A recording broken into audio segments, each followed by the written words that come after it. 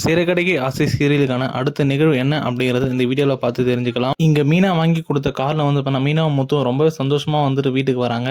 அங்கே உடனே வாசப்படி நின்று இந்த அண்ணாமலை வந்து உடனே காரில் யார் வருது அப்படிங்கிற மாதிரி பார்க்குறாரு. அதில் வந்து இப்போ முத்தும் மீனாவும் வரத்தை பார்த்துட்டு வீட்டில் எல்லாரும் கூப்பிட்றாரு. விஜயா கூப்பிட்டு வந்து ஏய் விஜயா அங்கே பாரு மீனா முத்தும் வந்து காரில் வராங்க, ஆட்டோவில் வந்துட்டு இந்த பையன் வந்து காரில் வரான் அப்படிங்கிற மாதிரி இப்போ அண்ணாமலை விஜயா வீட்டை சொல்கிறாரு.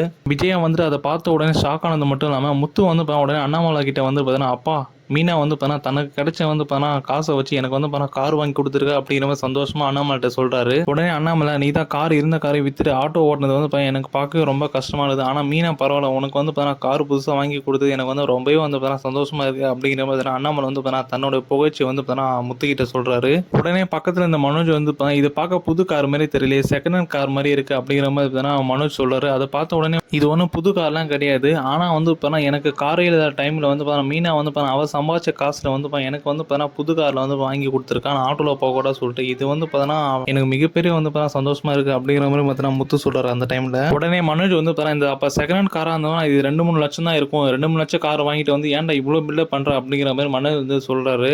உடனே முத்து வந்துருப்பான் என் பொன்னாட்டி மீனா வந்து ஒரு சின்ன பூக்கடை வச்சு சின்ன வருமானத்தை வச்சு எனக்கு இவ்வளோ பெரிய காரை வந்து அந்த வருமானத்தில் வாங்கி கொடுத்துருக்கா. இதே என் பொன்னாட்டி மீனா வந்து ரோஹிணி மாதிரி அவங்க அப்பா வந்து மலேசியாவில் வந்து ஒரு பெரிய பிஸ்னஸ் மேனாக இருந்தாலும் வச்சுக்கோ, அதே ஒரு 10 லட்சம் கார் 10 கோடி காரே கூட வாங்கி கொடுத்துருப்பா அப்படிங்கிற மாதிரி முத்து வந்து பதிலடியாக வந்து பேசுறாரு. இதே மாதிரி உன் பொன்னாடி ரோஹிணி வந்து இது வரைக்கும் உனக்குன்னு ஏதாவது செஞ்சுக்காடா மனோஜ், ஏன்டா நீ எல்லாம் வந்து வாய் பேசுற அப்படிங்கிற மாதிரி முத்து வந்து அவர் வாயை வந்து அடைக்கிறாரு. இப்படி ஒரு பேச்சு பேசி கல்யாணம் ஆகி இவ்வளவு நாள் ஆகுது, இது வரைக்கும் உன் பொன்னாடியோட அப்பா வந்து இது வரைக்கும் நீ பார்த்திருக்கியா, அவர் மலேசியால இருக்காது அப்படிங்கிற ஒரு விஷயம் மட்டும் தான் நீ கேள்விப்பட்டிருப்ப, ஆனா வந்து இது வரைக்கும் நீ பார்த்தது கூட கிடையாது. ஆனா என் பொன்னாடி என் மேல இருக்க அக்கறையில வந்து அவ வந்து இருந்த காசை வச்சு எனக்கு வந்து கார் வாங்கி கொடுத்துருக்கான், ஆட்டோ ஓட்டத்தை பார்த்து கஷ்டப்பட்டு. ஆனா நீயும் ரொம்ப நாளாவே வேலைக்கு போகணும் பாக்குற, ஒரு பிசினஸ் பண்ணணும் பாக்குற, அதுக்குன்னு வந்து ரோஹிணி வந்து என்ன பண்ணிருக்கா அப்படிங்கிற மாதிரி ரோஹிணி வந்து வாயடிக்கும்படி அது மட்டும் இல்லாம அசிங்கப்படுத்துற மாதிரி முத்து அந்த இடத்துல வந்து அவ்வளவு கேள்வி வந்து கேட்கிறாரு.